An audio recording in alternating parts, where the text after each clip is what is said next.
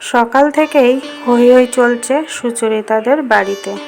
ছেলে আজ ওর ভাই বোনদের নিয়ে আসবে বিয়ের আগে বৌদির সাথে একটু পরিচয় করাতে। এটাই উদ্দেশ্য। বিয়ের তারিখ আর বাকি সব বিষয়গুলো আগেই ঠিক হয়ে গেছে। মার্চ মাসে হবে রেজিস্ট্রি আর আগস্টে বিয়ে। সুচরিতার বাবা মায়ের ইচ্ছেতেই রেজিস্ট্রিটা আগে করানো হচ্ছে। সুচরিতার জন্য অবশেষে একটা পাত্র জোগাড় হওয়াতে যেন শান্তি পেয়েছে ওর বাবা মা। গ্র্যাজুয়েশন শেষ করে বাড়িতে বসেই সরকারি চাকরির জন্য পড়াশুনো করছিল সুচরিতা। দেখতে শুনতে খুব একটা সুন্দরী নয়। অকারণে সময় গড়িয়ে যাচ্ছে বলেই হয়তো ওনাদের এত তাড়া। তারপর পেছনে আরও আরেকটা মেয়ে আছে, তার উপর সে যখন খুব সুন্দরী, তখন আরও সমস্যায় পড়তে হয় ওর বাবা মাকে। এর আগে একটা সম্বন্ধ এসে তো সুচরিতার বোনকেই পছন্দ করে বসেছিল। সুচরিতার মা রাজি থাকলেও ওর বাবা রাজি হয়নি।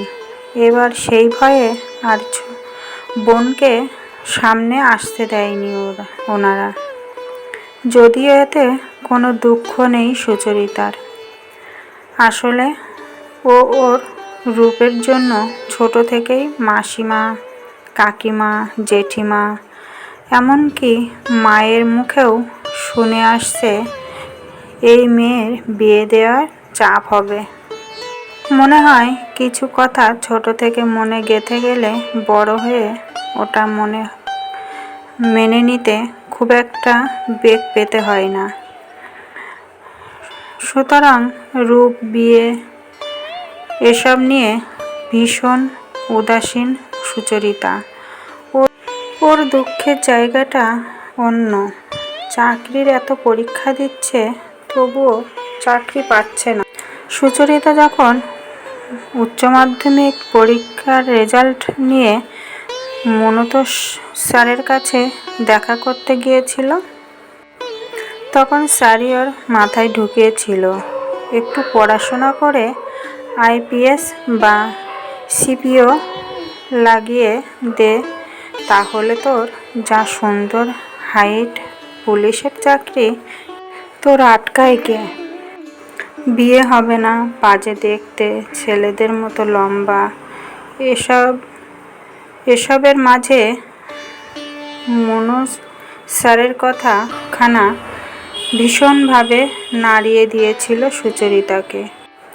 সেই থেকে আইপিএস, এসএসসি, সিপিও, এমনকি বিএসএফ কিছুই বাদ দেয়নি। কিন্তু কোথায় কি? সেই তো বাবার টাকা ধ্বংস করে বিয়ে করতে চলেছে এখন। ভাবতে ভাবতেই সুচরিতার হঠাৎ খেয়াল হলো হাতটা জ্বালা করছে। অন্যমনস্ক হয়ে একই জায়গায় বারবার ঘষে চলেছে ও। বেসন, দুধ, হলুদ মিশিয়ে মাখিয়ে দিয়েছিল মেজো মামি। ওটাই শুকিয়ে গিয়ে কিছুতেই যেন উঠতে চাইছে না। পুরো ব্যাপারটা বড্ড অপছন্দের, তাও মুখের ওপর কাউকে কিছু বলতে পারে না। পারলে সবার আগে প্রথম চিৎকার করে বাবাকে অনেক কথা শোনাতো। বাবাই তো বলতো, মেয়েরা বাজারের পণ্য নয়। তাহলে কেন বাবা নিজের হাতে ওকে বিক্রি করে দিচ্ছে? কিছুতেই বুঝতে পারছে না সুচি। দিদিভাই, তাড়াতাড়ি দরজাটা খোলো, মিলিদি এসেছে, আজ ওর খুব তাড়া আছে। পৃথার ডাকে খেয়াল হলো ওর এখন ব্রাইডাল প্যাকেজ আছে। 15 দিন অন্তর ওর ফেসিয়াল চলে। আজ তো মিলির আসারই কথা। এসব করে যদি কালোরা ফর্সা হতে পারত, তাহলে আর চারপাশ এত অন্ধকার থাকতো না। বসতে বল, আসছি, বাথরুম থেকে সুচরিতা বলল। তারপর ভরা বালতি থেকে মগের পর মগ জল নিয়ে এমনভাবে ঢালল যাতে বেসনের চিটপিটানির সাথেও মনে জমে থাকা রাগ, অভিমান, দুঃখ সব ধুয়ে মুছে যায়। সুচরিতার মা বলে উঠল, কি গো, মিষ্টিগুলো আনতে বললাম, এখনো বসে আছো?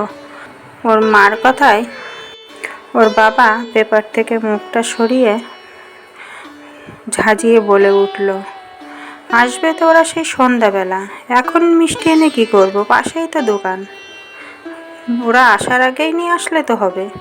এবার ওর মা বলে উঠল, তোমার আর কি, পেপার পড়ো, সারা জীবন তো দায়িত্ব নিতে হলো না, বউয়ের ঘাড়ে দিয়ে দিলে সব। বলেই ওর মা আর দাঁড়ালো না। হয়তো এবার উল্টো জবাবটা শোনার মতো ধৈর্য ওনার আর নেই। সুচরিতার বাবারও আজ আর উত্তর দেওয়ার ইচ্ছে করল না। পেপারটা খালি সামনেই খোলা, মনে মনে নানা প্রশ্নের উত্তর দিয়ে চলেছে নিজেকে। যিনি পণ নেওয়ার ঘোর বিরোধী, আজ সেই মানুষটাই পণ দিয়ে মেয়েকে বিয়ে দিচ্ছেন। একেবারেই অক্ষম উনি নন। পাত্রপক্ষ যা চেয়েছে তার দ্বিগুণ দেওয়ার ক্ষমতা ওনার আছে, কিন্তু এভাবে মেয়েকে অপমান করতে উনি চাননি। খুব তাড়াতাড়ি সিদ্ধান্ত নিয়ে ফেললেন কি? কি এমন হতো যদি ছোটটার আগে বিয়ে দেয়া হতো? ভেবেই একটা চোরা কষ্ট হচ্ছে বুকে। মেয়েটাও আজকাল কেমন এড়িয়ে যায়। চেষ্টাও তো করছে, এত পরীক্ষা দিচ্ছে। এভাবে মেয়েটাকে বিক্রি না করে সময় দিলে হতো না? সারাদিন এই এক চিন্তা ঘুরছে ওর বাবার মনে। হঠাৎ কলিং বেলের আওয়াজে চেয়ার ছেড়ে উঠে দরজা খুলতেই দেখলেন ওনার ভাই, ভাইয়ের বউ আর তার ছেলে এসেছে। উচ্ছ্বাসে আওয়াজটা আরো দ্বিগুণ হয়ে গেল। উপর থেকে নেমে এলো পৃথা, আর সাথে ওর মামার মেয়েরাও। সামান্য কিছু অনুষ্ঠান হলেই জেঠু, কাকু, মামারা সবাই একসাথে হয়, এটাই নিয়ম ওই বাড়িতে। পাত্রের ভাই বোন আসছে শুনে সুচরিতার বোনও বলে উঠল, তাহলে আমাদের ভাই বোনরাও আসুক আজ অনুষ্ঠানে। সুচরিতা এই পুরো বিয়ে নিয়ে কোনো মতামত নেই। গল্পে আর হাসাহাসিতে সবাই মেতে উঠল ড্রয়িং রুমে। সেই মাঝেই সুচরিতার কাকা বলে উঠল, দাদা, সুচির কন্যাদান কিন্তু আমি করব। তোমার তো পিতা রইল, আমার 2 ছেলে, তাই সুচির কন্যাদানের দায়িত্ব আমার। সুচির বাবা মনে মনে ভাবলেন, কর, আমার ইচ্ছেও নেই। কন্যা কি দানের সামগ্রী? হায় ভগবান, কেন যে কিচ্ছু মানতে পারছি না। তুমি আমার সহ্য ক্ষমতা দাও। আবার কলিং বেলের আওয়াজ।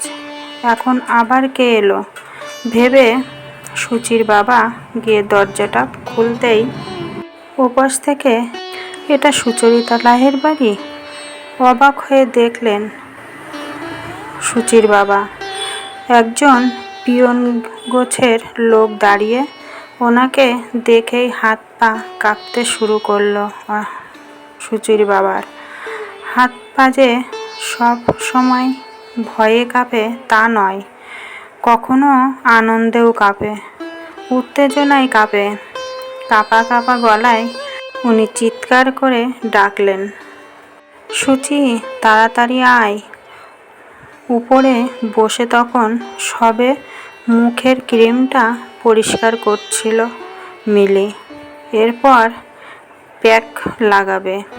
বাবার সাথে বেশ কিছুদিন ধরে কথা বলছে না সুচি।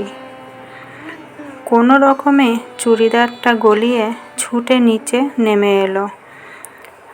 দেখলো বাবা দাঁড়িয়ে আছে বাইরের দরজার সামনে।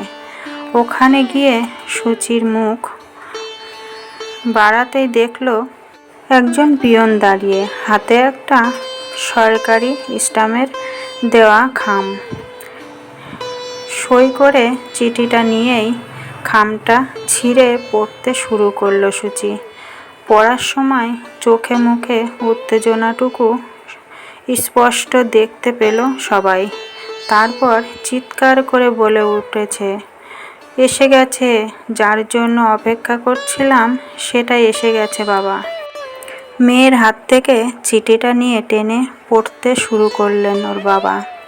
আনন্দ ধরে রাখতে পারছে না, মেয়েকে জড়িয়ে ধরলেন। ঘর থেকে সবাই বেরিয়ে আসলো একে একে। সুচির কাকা জিজ্ঞাসা করলো, কি হয়েছে দাদা? ওর বাবা বললেন, বিএসএফের চাকরি পেয়েছে আমাদের সুচি। সুচির কাকা বলে উঠল, বিএসএফে মানে তো বর্ডার, কি বলছো তুমি? সুচি বলছে, তাতে কি হয়েছে কাকাই? ছেলেরা যদি ওখানে কাজ করতে পারে তো মেয়েরা কেন পারবে না? সুচির মা বললেন, কি সব যাতা বলছিস? মরে টরে পড়ে থাকবি, জানতেও পারবো না। ওসব চলবে না এই বাড়িতে। সুচি এবার চুপ করে থাকতে পারল না, বলে উঠল, কি চলে মা এ বাড়িতে? কোনো মেয়ে মোটা টাকায় বিক্রি করা? কে বলতে পারে?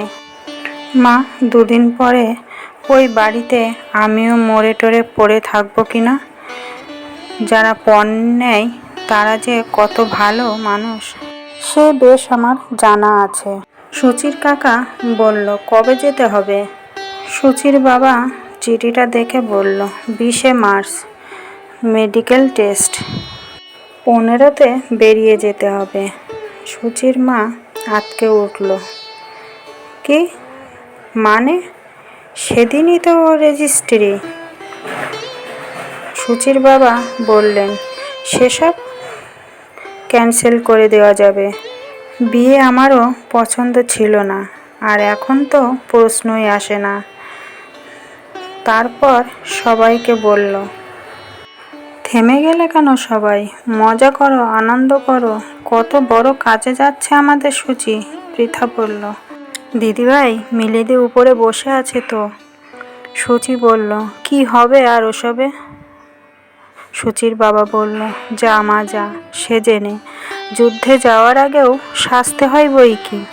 তারপর নিজের ভাইয়ের দিকে তাকিয়ে বললেন, সুচির কন্যাদান আমিই করব, বুঝলি? অবাক হয়ে তাকালো ওর ভাই।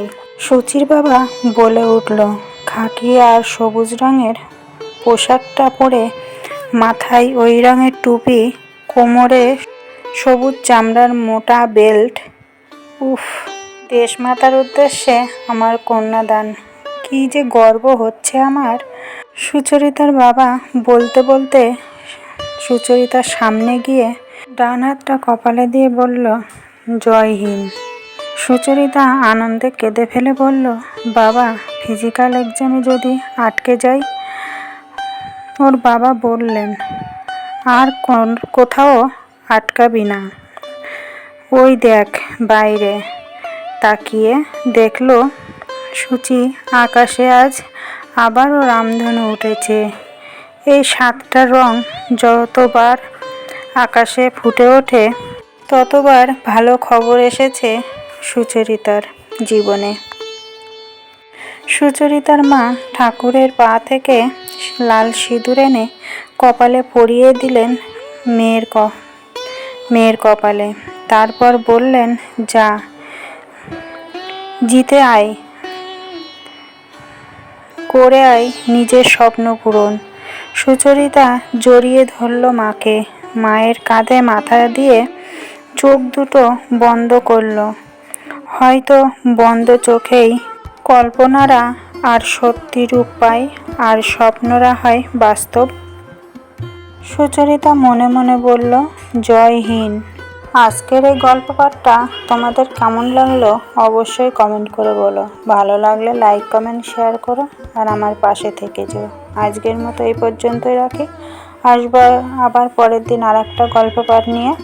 তোমরা সবাই সুস্থ থেকো, ভালো থেকো, সাবধানে থেকো। আজকের মতো টাটা।